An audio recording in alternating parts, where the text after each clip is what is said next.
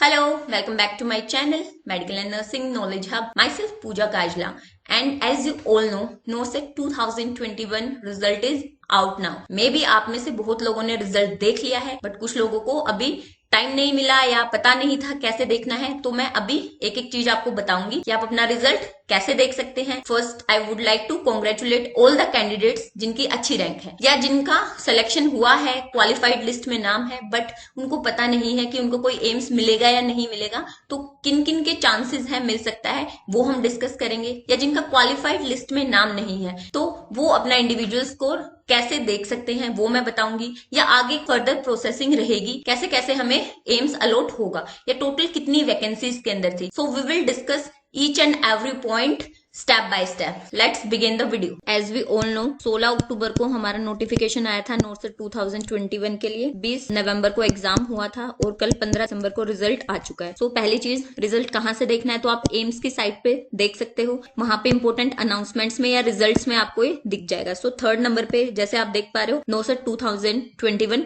Result. Second thing is कि आपको आपका एनरोलमेंट नंबर, मतलब आपका जो रोल नंबर है वो पता होना चाहिए। तो मैं अपने रोल नंबर से बता देती हूँ। हाँ जी, मैंने भी पेपर दिया था, हर साल मैं देती हूँ, हर साल क्वालिफाई भी होता है। तो इस बार देखते हैं, मैंने अभी तक चेक नहीं किया है। तो यहाँ से हमने अपना ये डाउनलोड कर लिया। तो दिस इज द PDF जिसके अंदर हमारा ये डाउनलोड हो गया है। That is nursing officer recruitment common eligibility test 2021। तो इसके अंदर हमारा रैंक वाइज दे रखा है। ऑलमोस्ट 17,000 लोगों को क्वालिफाई लिस्ट में इन्होंने डाला है। और इसके अंदर हमारा रैंक दी है, बट वो परसेंटेज या मार्क्स उसके अंदर नहीं बताए, परसेंटाइल बेसिस पे दी है। परसेंटाइल बेसिस मतलब कि इसमें रिलेटिव रैंक बताई है। जिसकी फर्स्ट रैंक है उसका पूरा 100 परसेंटाइल है, तो इसके रिस्पेक्ट में हमारे मार्क्स बताए हैं। मींस औरों की रैंक इसके रिस्पेक्ट में बताई गई है। तो हम अपना नाम फाइंड के अंदर सर्च कर सकते हैं। मैं अपना एनरोलमेंट नंबर अभी जो मैंने देखा था, ठीक है, तो हम इसको एंटर कर देते हैं और हम फाइंड करेंगे। सो सर्चिंग आप देख रहे हो, इसके अंदर दिख रहा है सर्चिंग सर्चिंग सर्चिंग। ओके, सो इसमें है मेरा क्वालिफाई हुआ है, यस फीमेल, मेरी जर्नल कैटेगरी है। सो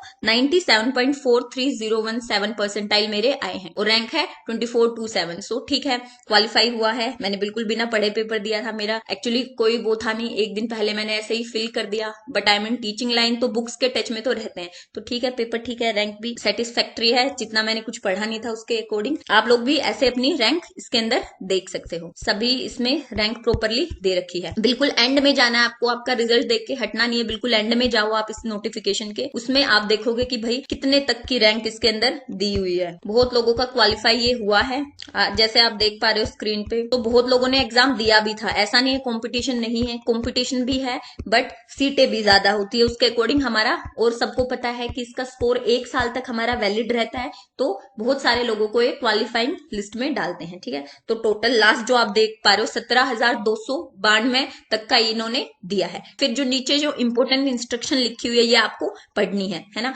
इसके अंदर हमारा सब कुछ दिखा रखा है कि भाई कितना परसेंटाइल कट ऑफ है क्वालिफाइड कैंडिडेट्स का। कैटेगरी वाइज बताया है, जर्नल का, ओबीसी का, SC ST या PWBD वाले जो हमारे हैं, तो उनका सारा हमारा बता रखा है कितने मेल क्वालिफाई हुए, कितने फीमेल क्वालिफाई हुए। तो ये हम डिस्कस करेंगे। नेक्स्ट स्टेप हम इसके अंदर देखेंगे कि भाई जर्नल के लिए जो कितना परसेंटाइल था, 90.3728 हमारा परसेंटाइल था क्वालिफाई करने के लिए। पिछली बार ज्यादा था, पिछली बार 93 परसेंटाइल हमारा था। ओबीसी के लिए 81 हमारा है, पिछली बार 86 था। SC के लिए हमारा 70 है, पिछली बार 76 था, है ना, ST के लिए। सो अब की बार जो क्वालिफाइंग हमारा स्कोर था वो कंपैरेटिवली कम था। ऑल्दो पेपर थोड़ा अजीब सा था, MSN का पोर्शन बहुत कम पूछा था। तो जिनका नहीं हुआ कोई बात नहीं, हमेशा हमें ट्राई करते रहना है। देखो फ्रेशर्स के ज्यादा चांसेस होते हैं, बट जब हम कई बार पेपर देते हैं तो हमें आइडिया होता है कि हमें पेपर कैसे अटेम्प्ट करना है। बार बार आप पेपर दोगे तभी कुछ होगा। और जब आप स्ट्रांगली एक बार सोच लोगे मुझे सिलेक्शन चाहिए, तो आपका हो जाएगा। बस अभी आप देखो जिनका क्वालिफाइंग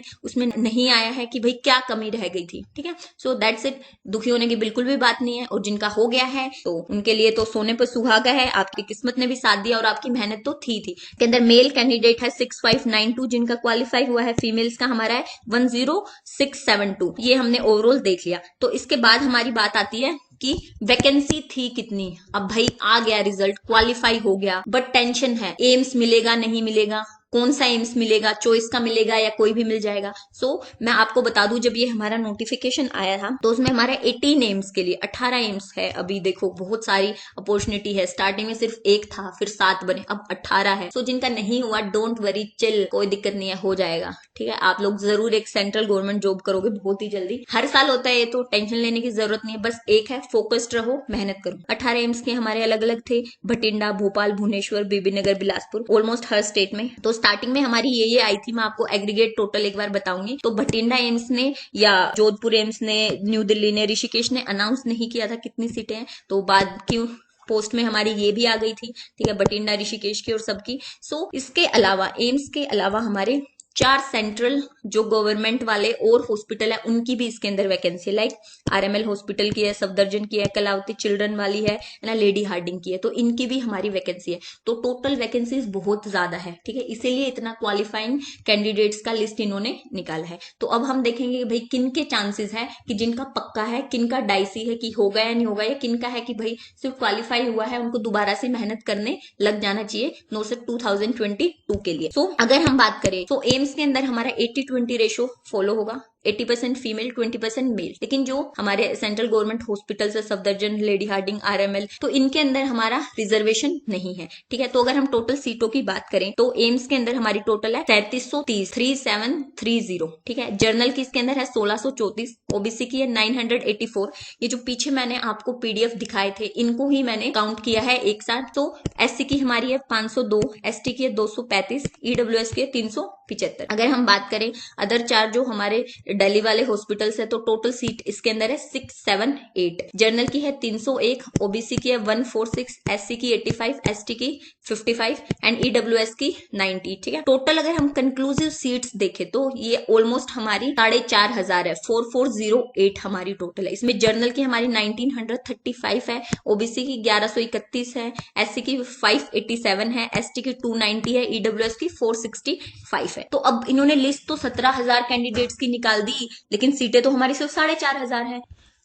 मैं आपको एक क्लियर बात बता देती हूँ, अभी तक आपको आपकी रैंक देख के आइडिया तो हो गया होगा कि आपको मिलेगा या नहीं मिलेगा चॉइस का, या एटलीस्ट कोई एम्स मिल जाए। आप क्या देख सकते हो कि टोटल सीटें हमें पता चल गई है 4408। ओके, इसमें आपने देखा जनरल कैटेगरी की है, ओबीसी की, मतलब कैटेगरी वाइज आपने देख ली। अब आप अपना देखो कि आप किस कैटेगरी में आ रहे हो। फॉर एग्जांपल आप जनरल कैटेगरी में आ रहे हो तो आप यहाँ पे आपके लिए 2000 सीटें अवेलेबल है। तो इसके अंदर डायरेक्ट आप देख लो, इसकी डबल जो रैंक वाला है ना, जैसे 4000 वाला, उसके बहुत ज्यादा 4000 तक बहुत मीन्स 99% चांसेस है। आप कहोगे वो कैसे, क्योंकि हर कोई ज्वाइन नहीं करता है, पहली बात। से फॉर एग्जांपल कोई बंदा एम्स न्यू दिल्ली में जॉब कर रहा है ना, उस बंदे ने एग्जाम इसलिए दिया है क्योंकि वो राजस्थान का और उसको जोधपुर जाना है। या कोई बंदा और कहीं एम्स ऋषिकेश में जॉब कर रहा है, उस बंदे ने एग्जाम इसलिए दिया है क्योंकि उसको वो मुंबई का है और उसको नागपुर एम्स जाना है। या कोई बंदा नई दिल्ली में जॉब कर रहा है, वो हिमाचल का है तो उसको एम्स बिलासपुर जाना है। तो बहुत सारे लोग जिनका चॉइस का स्टेशन नहीं मिलता है या उसकी रैंक इस तरीके की नहीं आई कि मिल जाएगा उनको, तो वो ऑब्वियसली काउंसलिंग भी नहीं कराते हैं। कुछ लोग होते हैं जो ट्राई करने के लिए पेपर देते हैं कि उन्हें सिर्फ देखना है, सो ऑब्वियसली वो काउंसलिंग नहीं कराएंगे तो वो उसमें से हट जाएंगे। जैसे कि मैं हर बार पेपर देती हूँ, क्वालिफाई होता है, बट मैं ज्वाइन नहीं करती हूँ। कि अगर हम और दूसरे जैसे ओबीसी की बात करें तो एक एक मैं आपको और क्लियरली बता देती हूँ। जैसे मेल और फीमेल में अभी रिजर्वेशन है इसमें, है ना, ऑलरेडी मेल्स कम सेलेक्ट हुए हैं, फीमेल्स की रेशियो ज्यादा है। लेकिन जो हमारे 4 गवर्नमेंट हॉस्पिटल है उनके अंदर रिजर्वेशन नहीं है। तो अगर मैं बात करूं सीट एलोकेशन कैसे हो सकता है, तो मेल का अगर जनरल कैटेगरी का बात करूं मैं तो 3500 जिनकी रैंक है उन तक का श्योर है, पक्का आपको कोई ना कोई एम्स मिल जाएगा।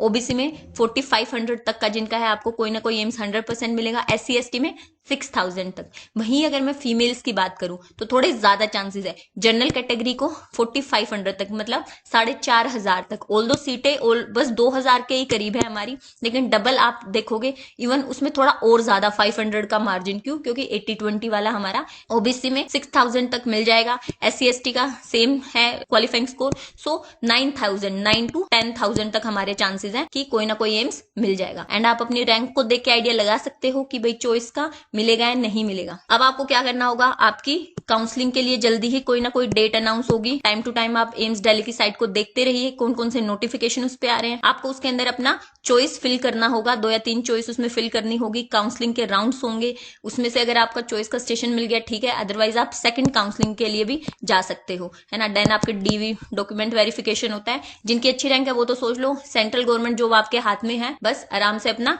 फर्दर किसी भी स्टेप को छोड़ना नहीं है, क्योंकि कई बार डॉक्यूमेंट्स हमारे पूरे नहीं होते जब गड़बड़ हो जाती है या हम कोई चीजें मिस कर देते हैं। तो स्टेप बाय स्टेप सारी चीजें कीजिए। फिर बात आती है जिन लोगों का क्वालिफाई नहीं हुआ बट उनको अगले 2022 वाला जो नोरसेट होने वाला है उसके लिए तो तैयारी करनी है, तो वो आप अपना इंडिविजुअल स्कोर एम्स की साइट है जो कि नोटिफिकेशन के एंड में दे रखी है, उस पे जाके आप देख सकते हो। मैं अभी चैट बॉक्स में नीचे वो डाल दूंगी, you can refer that link. Okay, अगर आपके पास और थोड़ा आइडिया है, आपने भी एनालिसिस किया है प्रीवियस रिजल्ट को देख के, तो आप भी कमेंट बॉक्स में डाल सकते हो। आपको कोई डाउट है you can ask in comment box. I hope you like the video, please do share and subscribe my channel. Until we meet, have a nice time, bye bye.